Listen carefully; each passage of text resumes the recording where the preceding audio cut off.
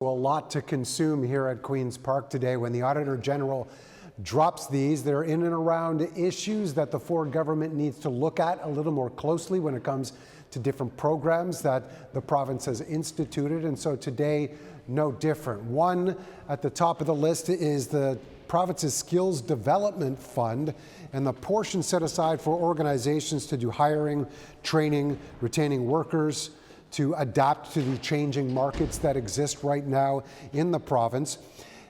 They've said, earlier this year, they said they were going to add $800 million for the next 3 years to this fund. Well, the report shows that the Ford government is actually choosing companies that have ranked poor or low on the applications to receive the money.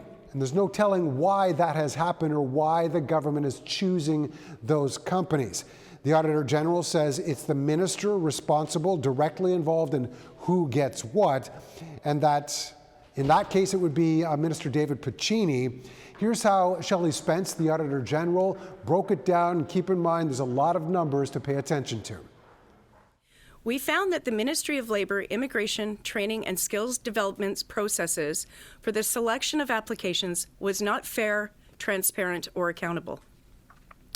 Of the 1,014 applications approved for funding in rounds 1 through 5, 549 or 54% of all approved applications, representing $742 million in funding, were rated poor, low or medium against the stated program objectives and criteria.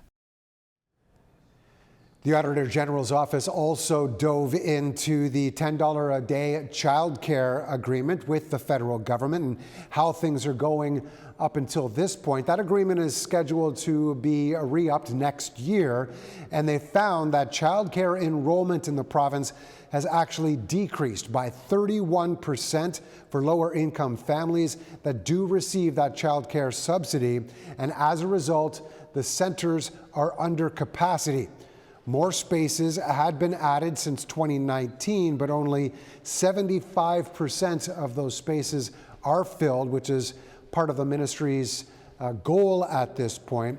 And we should point out as well that the province is actually behind a number of other provinces when it comes to implementing that $10 a day program. So a lot of work to be done to make sure that those families have access and are using the program appropriately.